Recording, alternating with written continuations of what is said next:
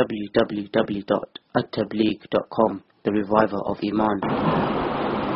بسم اللہ الرحمن الرحیم نحمد و نصلی علی رسولہ الکریم اما بعد. صحت کے متعلق کچھ پچھلے ہفتے بھی بات ہوئی تھی نا. اللہ کی توفیق سے ہمیں بھی فائدہ ہوا، لوگوں کو بھی فائدہ ہوا. اس لیے چاہ رہا تھا کہ پھر وہ بات کی جائے. ابھی بات بہت مختصر بات میں ساری باتیں ہو نہیں پاتی ایک دن میں، اس لیے سلسلہ تھوڑا چلے تو اچھا ہے. تندرستی اور صحت کا خیال رکھنا ہمارے ذمے ہے، اور تندرستی، صحت، بیماری کے آنے کے بعد شفا کا حاصل ہو جانا، یہ ہمارے اختیار سے باہر ہے. جو ہمارے اختیار میں ہے وہ ہم کریں گے تو اللہ تعالیٰ جو ہمارے اختیار میں نہیں ہے اس کا فیصلہ بھی ہماری مرضی کے مطابق فرما دیں گے. تندرستی کے لیے سب سے پہلا اور ضروری کام کیا ہوگا؟ سوچئے اور جواب دیجئے. اگر آپ سے سوال کیا جائے کہ تندرستی کے لیے پہلا کام کیا کیا جائے یا کیا کیا کرنا چاہیے، تو شاید آپ کا جواب یہ ہوگا: ورزش، سادہ غذائیں، بھوک سے زیادہ کھانا نہ کھانا، سبز پتی والی تازہ سبزیوں کا استعمال. لیکن ان سب سے زیادہ ضروری اور اہم یہ ہے کہ آرام کرنے میں انسان اللہ تعالیٰ کے بنائے ہوئے فطری قانون کی مخالفت نہ کرے. اور باہر کی دنیا بھی مانا جا رہا ہے. ابھی ایک صاحب میرے پاس آئے، کہنے لگے گاڑی نہیں لیا ہے، آپ کہیں جانا چاہیں تو اس سے جائیں. تو میں نے کہا کہیں جانا نہیں ہے، تھوڑی دور بیٹھ جائیں، چلیں گے، تمہیں ثواب مل جائے گا، اور کچھ نیتیں کر لوں اور یہاں ایک راؤنڈ لگا کر آئیں گے.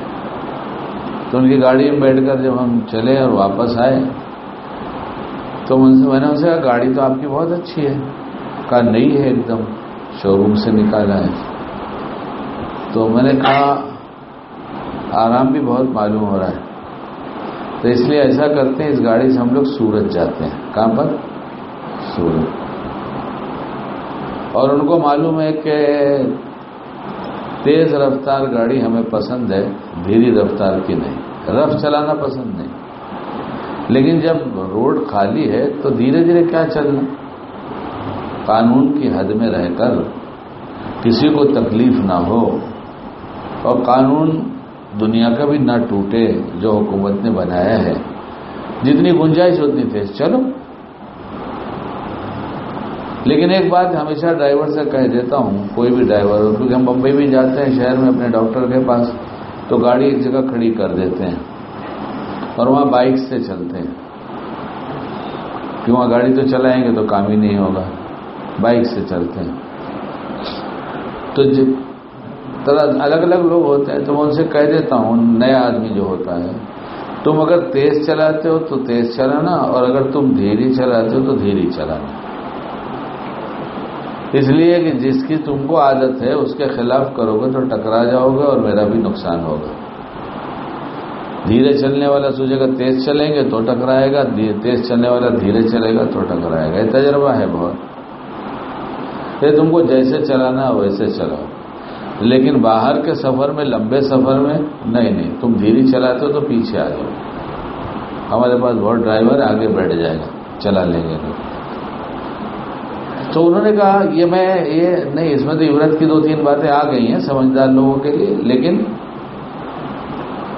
لیکن گاڑی چلانے میں ہمیشہ خیال رکھنا چاہیے، جیسا مسجد میں نے کہا کہ اپنی ذات سے کسی کو تکلیف نہ ہو، اور جو اپنے لیے پسند کرو وہی دوسروں کے لیے پسند کرو. تم گاڑی 4 چکے والی چلاتے ہو، 4 ویلر، اور تمہارے سامنے اسکوٹر والا آتا ہے تو تم کو کتنا اچھا لگتا ہے؟ خراب لگتا ہے. ارے کیا کٹ مار کے سامنے آتے ہیں، ابھی ذرا بھی دھیان نہ دو تو اڑ جائیں گے. اچھا لگا برا لگا؟ ارے بولو. تو آئندہ کبھی کسی گاڑی کے سامنے ایسا نہیں جانا 2 ویلر سے. یہ اس وقت کا دین ہے. ہمیں تکلیف ہو رہی ہے, لوگوں کو ہم سے تکلیف ہوگی. اس لیے ایک عقل مند آدمی سے کسی نے پوچھا کہ آپ اتنے عقل مند کہاں سے ہو گئے, کیسے ہو گئے, اتنی عقل آپ کے پاس آئی کہاں سے؟ انہوں نے کہا میں نے عقل تو بیوقوفوں سے سیکھا ہے. کس سے؟ میں عقل مند جو نظر آ رہا ہوں بیوقوفوں کی وجہ سے نظر آ رہا ہوں. آپ نے سنا ہے بات, بیوی عقل مند ہے یا کچھ بیوقوف ہے؟ اور بولو, بیوی کے بغیر بیان میرا پورا تو ہوتا نہیں. ارے کچھ عقل مند ہے لیکن کچھ تھوڑی سی بیوقوف ہے کہ نہیں؟ تو جتنی وہ غلطیاں کرتی ہیں اسی جگہ سے تم وہیں سے سیکھ لو کہ یہ غلطی ہم نہیں کریں گے اور یہ غلطی پہ صبر کریں گے تاکہ ہمیں اللہ مل جائے. تو تمہاری لیے بیوی نافع ہو گئی, بیوقوف کے نہیں. تو اگر نافع ہے تو پھر قدر کرنی چاہیے, ڈانٹنا چاہیے, غصہ بڑھانا چاہیے, پیار بڑھانا چاہیے. ارے کچھ بولو تو یار, تم لوگ تو کچھ بولو.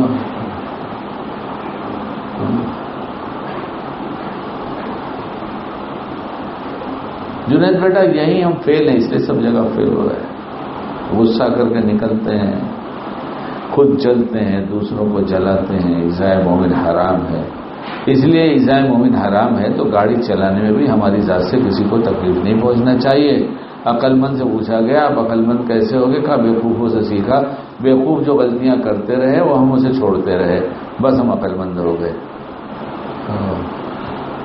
ایک تو یہ بھی گر کی بات ہو گئی, ارے کام کی بات ہوئی. تو انہوں نے مجھ سے کہا کہ بابا آپ بھی نہیں, ابھی تو تیز رفتار چلا نہیں سکتے. میں یہ کہنا چاہ رہا ہوں یہ تیز بھائی گاڑی کتنا میٹر اس میں کیا لگا ہے, کتنے رفتار تک چل سکتے ہیں؟ کار 250 تک چل سکتے ہیں, 240 تک چل سکتے ہیں.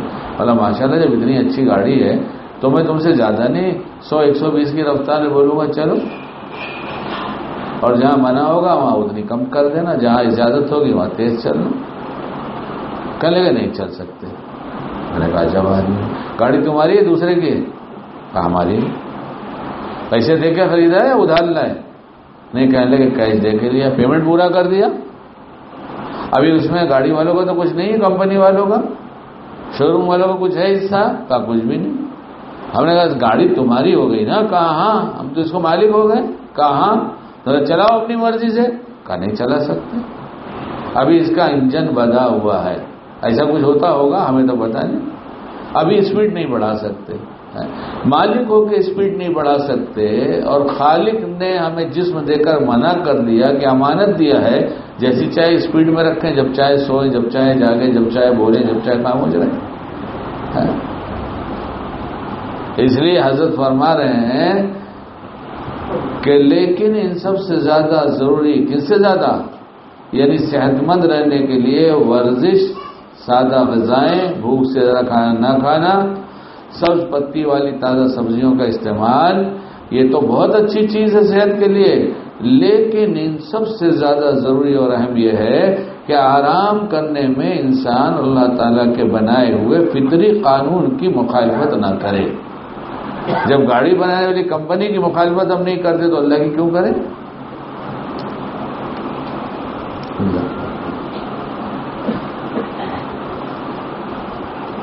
جب اللہ تعالیٰ نے آسمان زمین کے درمیان کی روشنی بجھا دی اور سورج غروب ہو گیا تو اس وقت سے فوراً سونے کی تیاری شروع کر دیجیے, اور عشاء کی نماز پڑھنے کے فوراً بعد سو جائیے.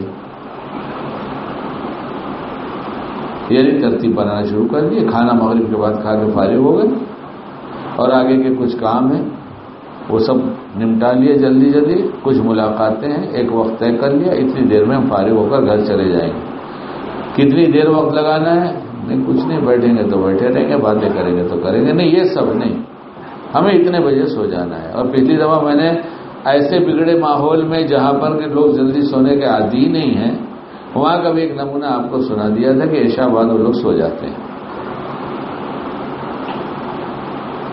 تو اس لیے کیا فرما رہے ہیں, عشاء کے نماز پڑھنے کے فوراً بعد سو جائیے.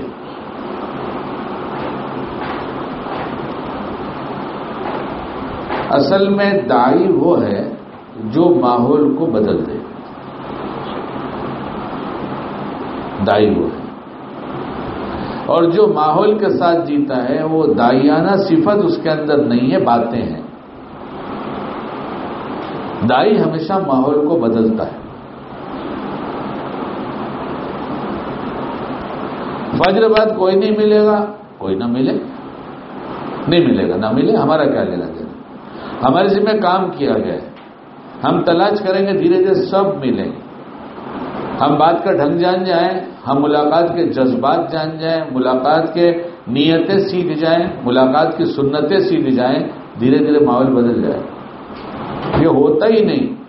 نبی علیہ السلام کی شریعت ماحول کے تابع رہنے کے لیے نہیں ہے، یہ ماحول کو اپنے تابع کرنے کے لیے. جب سب نے مل کر قانون توڑا تو یہ ہو گیا کہ جانے دو، ابھی کیا، اب تو سب ایسے ہی جیتے ہیں اس لیے ہم جیئیں گے. ٹھیک ہے. گنجائشیں کہ کتنی گنجائش ہے. اپنا لٹا کر دوسروں کو نفع پہنچانا یہ تو بہت بڑی بیوقوفی کی بات ہے، شریعت کی بات ہے نہیں. اپنا لٹا کر دوسروں کو نفع پہنچانا. اسے حضرت تھانوی رحمۃ اللہ نے فرمایا، میرے ماموں کی ایک بات میرے دل میں اتر گئی. کیا ہے؟ اشرف علی دوسرے کی جوتے کے رکھوالی میں اپنی گٹری مت کھو دے رہے.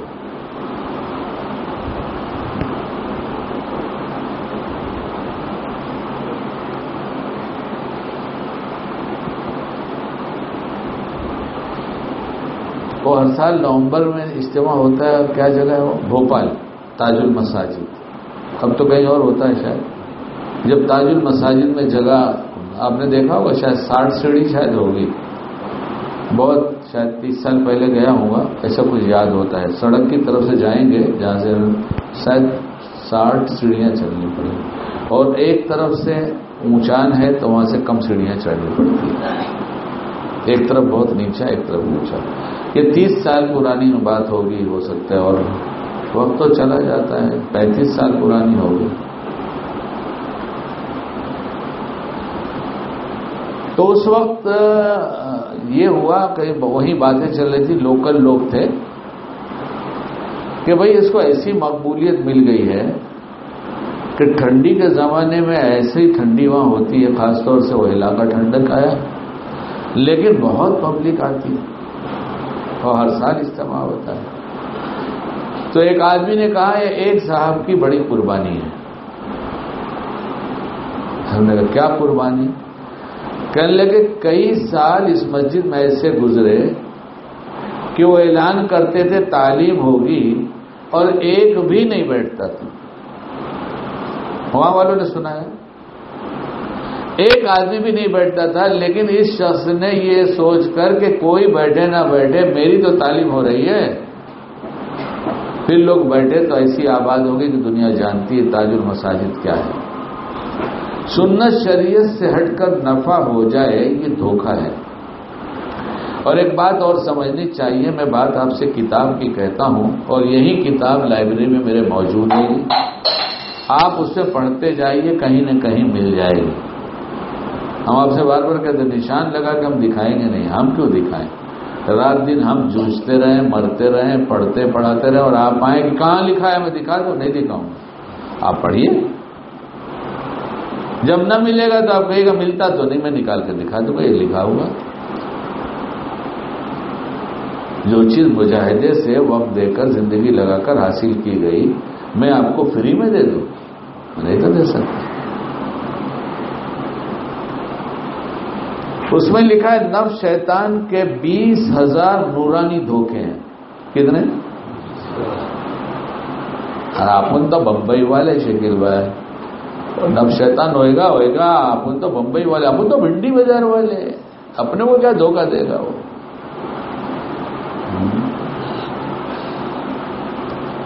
اپن تو دائی ہے، اپنے کو کیسا دھوکہ دے گا؟ اپن تو فلاں ہے، پھر اپنے کو کیسا دھوکہ دے گا؟ جو یہ سمجھتا ہے کہ میں ہوں وہ کچھ نہیں ہوتا، جو سمجھتا ہے میں ہوں وہ کچھ ہوتا ہی نہیں. نہ ہونا ہی اس بات کی علامت ہے کہ دعویٰ کرتا ہے کہ میں ہوں، اور جو ہوتا ہے وہ دنیا کہتی ہے تم تو ہو، تم تو ہو، تم تو ہو. لیکن راتوں کو اٹھ کر روتا ہے اللہ دھوکہ ہے، لوگوں کو دھوکہ ہو گیا، لوگوں کو دھوکہ ہو گیا ہے؟ میری سوچ کی ان کو خبر نہیں، میری جلوت کی تو ان کو خبر ہے، میری خلوت کی ان کو خبر نہیں. اس لیے دھوکے میں کہتے ہیں، حسن ظن کی بنیاد پر کہتے ہیں آپ جانتے ہیں میں کیسا ہوں، تو روتے ہیں. وہ جو ہوتے ہیں وہ روتے ہیں، اور جو کوئی نہیں ہوتا دعویٰ رہتا ہے بس میں تو ہر فیلڈ کا ہی ماہر ہوں. اور میں دیکھتا ہوں نا، جب کتنوں کو دیکھتا ہوں ہر دم موبائل پہ رہتے ہیں، ہر دم موبائل پہ رہتے ہیں، تو ایسا سمجھاتے ہیں کہ لگتا ہے آج تو یہ فرشتوں کو بھی نصیحت کر کے ہی چھوڑیں گے. تو اس سے بھی آگے سمجھ میں آتے ہیں. تو کیا کہہ رہا تھا؟ صلی اللہ علیہ نبی وسلم. ہاں تو نفس شیطان چھوڑ دے گا کیا ہم کو؟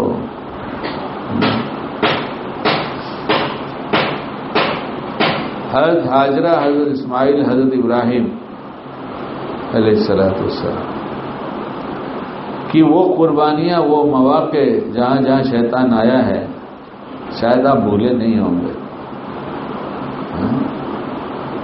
اور میں تو ایک دفعہ چل کر دوری دیکھا، پہلے جمرے سے آخری جمرے تک کنکڑی مارتے ہوئے گیا، اور رات کا وقت ہو گیا تھا، اس لیے کہیں سے بھی واپس جاؤ، بھیڑ کے وقت تو ادھر آگے سے اترو، لیکن رات کو کنکڑی مارنے دیر میں چلے جاؤ تو جدھر سے چاہے ٹہلتے ہوئے نکل جاؤ.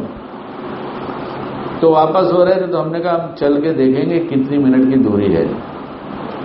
3 یعنی حج کے موقع پر جہاں کنکڑی ماری جاتی ہے، کہا جاتا ہے یہاں شیطان نے دھوکہ دیا تھا، 3 جگہ پر دھوکہ دینے کی کوشش کیا تھا، تو وہاں پر 3 جگہ اس شیطان کو کنکڑی ماری جاتی ہے. چھوٹا شیطان، بیچ والے شیطان، بڑا شیطان.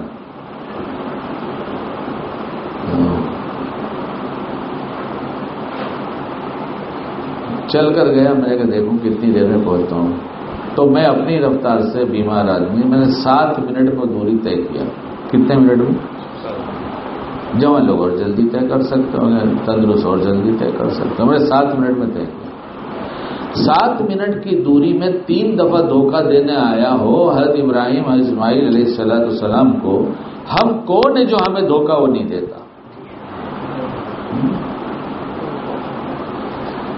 اتنا زہر اتار دیا کہ ہم بھول گئے کہ نفس و شیطان ہمارا دشمن ہے، بھول ہی گئے. اور کبھی دھوکے میں دشمن بن کے دھوکہ نہیں دیتا. اس کے جو وساوس اور اس کے جو بنائے ہوئے جذبات اور خیالات وہ جو دلوں میں ڈالتا ہے، وہ ایسا ہوتا ہے کہ 100% ہمارے نفع کا. کتنا نفع؟ 100% ہمارا نفع، اور نقصان بہت بڑا ہوتا ہے. اور یہ آنکھیں تقوی کی بنیاد پر ملتی ہیں، اور تقوی حاصل ہوتا ہے اللہ والوں کے پاس. یہ قرآن کہتا ہے، کسی کے کام میں نہ ہو قرآن میں تو ہے. کام میں تو بہت چیزیں نہیں ہیں. ہم تو قرآن کو مانتے ہیں، ہم دیوبند کو مانتے ہیں، ہم حنفی ہیں، امام صاحب کو مانتے ہیں. باقی تینوں امام کی قدر جیسے امام حنیفہ رحمۃ اللہ علیہ کی ہے، باقی تینوں کی ویسی ہی قدر دل میں اللہ نے دیا ہے. یہ بڑی نعمت ہے. اور ہمارے اکابر نے ان اختلافات کو ایسا مٹایا ہے کہ وہ نفس کے لیے تو اختلاف تھا نہیں، ذات کے لیے تھا نہیں، یہ تو تھا دین کے لیے. اس لیے کتاب میں لکھی بات میں نے دیکھا، حضرت احمد لاہوری رحمۃ اللہ علیہ کے بارے میں، انہی کے بارے میں ہے غالباً، میں نے پڑھا تھا کہ ان سے ملاقات کے لیے اس وقت کے ان کے زمانے کے غیر مقلد عالم چلے کہ چلو حضرت سے مل کے آئیں گے. اختلاف اپنی جگہ پر تھا، لیکن وہ بھی سمجھتے تھے کہ حضرت لاہوری بڑے اللہ والے ہیں، ملاقات کر کے آئیں گے. اپنے رفقا کے ساتھ وہاں چلے ملاقات کے لیے. حضرت لاہوری کو پتہ چل گیا کہ وہ آ رہے ہیں ملاقات کے لیے، مغرب تک پہنچیں گے. تو انہوں نے اپنے لوگوں اور احباب سے، خانقاہ کے لوگ ہیں، مدرسے کے لوگ ہیں، سب سے کہا دیکھو فلاں بزرگ آ رہے ہیں ملاقات کے لیے، فلاں بزرگ ملاقات کے لیے آ رہے ہیں، اس لیے تم سب ان کے اکرام میں مغرب کی نماز میں آمین بالجہر کرنا. کیا کہا؟ کتاب میں لکھی بات ہے. دین نفرتوں سے نہیں پھیلتا، مخالفت نفرتوں سے بڑھتی ہے. مار کر کوئی سمجھا دے کہ جو میں سوچتا ہوں وہی تم بھی سوچو، اس کا نام دین کا کام نہیں ہے۔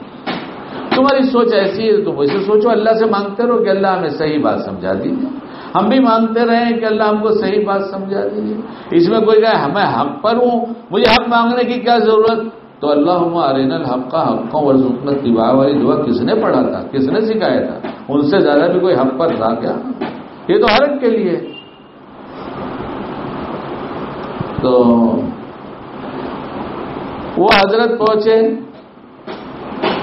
ملاقات مغرب کی نماز کا وقت، جماعت کھڑی ہوئی۔ اس سے پہلے راستے میں انہوں نے اپنے لوگوں سے کہہ دیا دیکھو ہم حضرت کے پاس جائیں، ذرا ان کے اکرام میں آمین بالجہر نہیں کہنا، خاموشی سے کہنا۔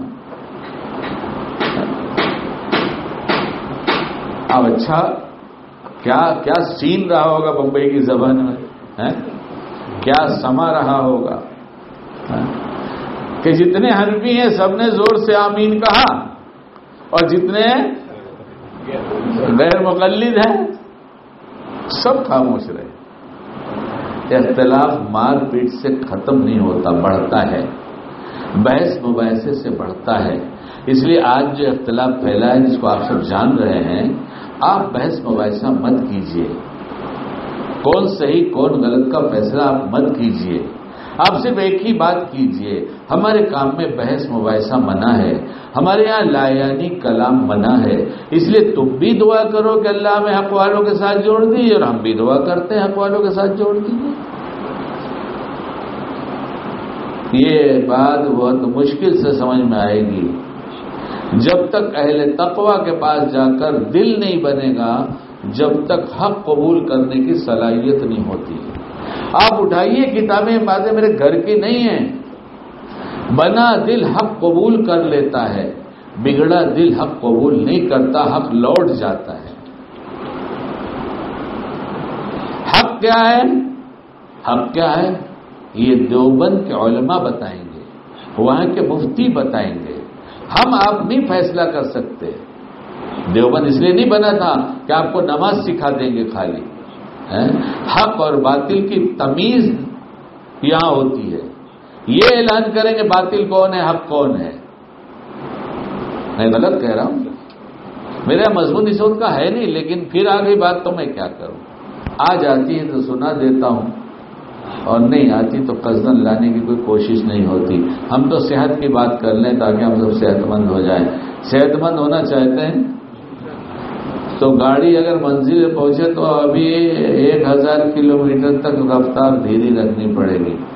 چاہت آپ کی، گاڑی آپ کی، اسٹیئرنگ آپ کے ہاتھ میں رکھی ہے، کوئی کمپنی کا آدمی نہیں بیٹھا ہے، لیکن آپ اس کا پالن کرتے ہیں کہ بنانے والے نے جیسے استعمال کے لیے کہا ہے ویسے ہی استعمال کریں گے تو نفع ہوگا، ورنہ نقصان ہو جائے گا۔ تو یہ جسم کے لیے رات اللہ نے بنایا ہے، رات چارجر ہے۔ رات کیا ہے؟ تو رات خالی چارجر نہیں ہے، رات میں سونا چارجر ہے۔ کیا ہے؟ یہ سونا جو ہے رات کا، یہ رات میں سونے سے جو ملتا ہے وہ دن بھر سو کر نہیں ملتا، اس لیے رات میں جلدی سوئیں گے۔ سو سکتے نہیں سو سکتے؟ یہ اللہ کا حکم ہے یا نہیں ہے؟ یہ شرعی قانون ہے یا نہیں ہے؟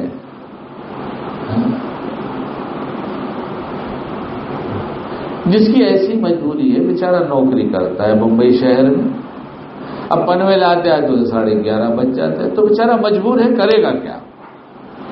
حلال رزق کمانا بھی ضروری ہے، لیکن جو لوگ آسانی سے کر سکتے ہیں ہم سب وہ بھی نہیں کرنے کو تیار ہیں، اس لیے پورا معاشرہ بگڑ گیا۔ جو لوگ کر سکتے ہیں، سو سکتے، وہ بھی نہیں سوتے۔ اس میں صرف اتنا ہی کرنا پڑے گا کہ مغرب کے بعد ہم کیا کیا کرتے ہیں۔ مغرب کے بعد ہم کیا کریں؟ وقت تو اتنی جلدی ختم ہو جاتا ہے۔ ایسے جب مرنے کا وقت آئے گا تو کہا جائے گا وقت تو بہت جلدی ختم ہو گیا، اس وقت بھی یہی ہوگا۔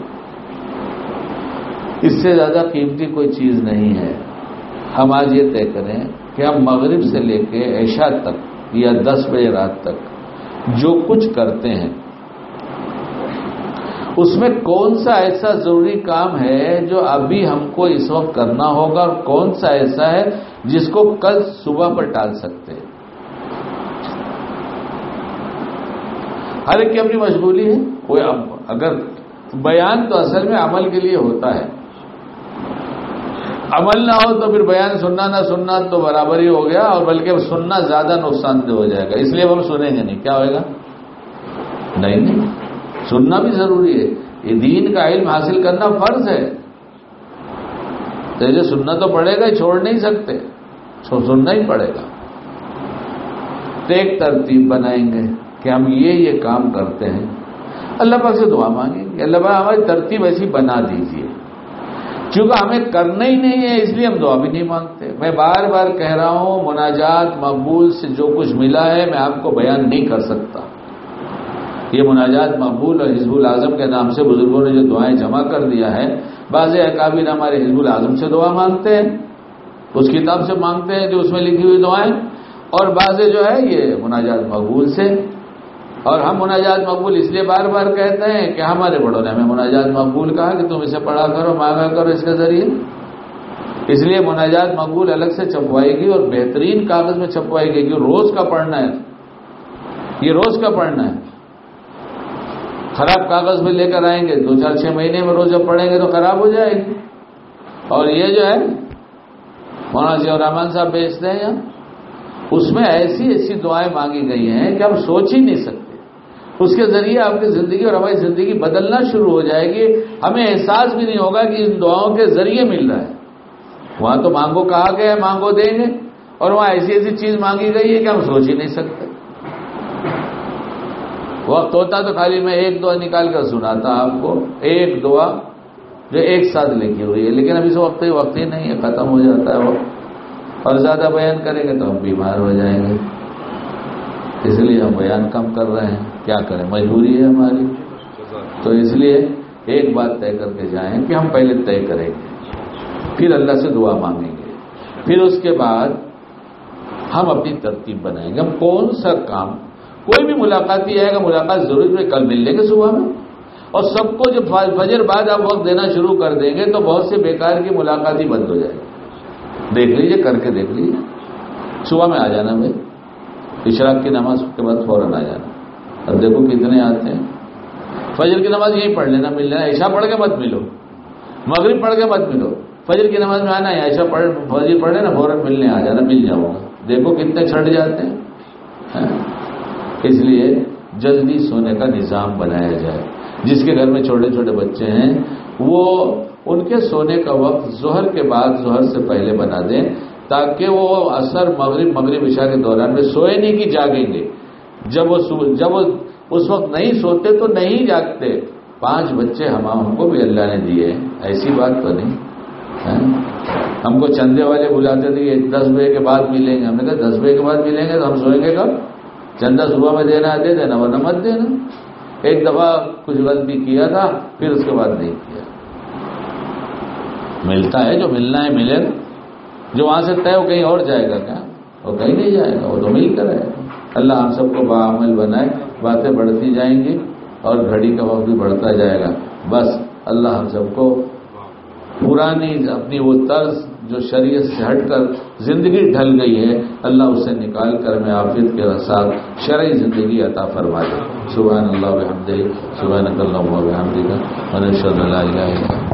www.attableek.com, the reviver of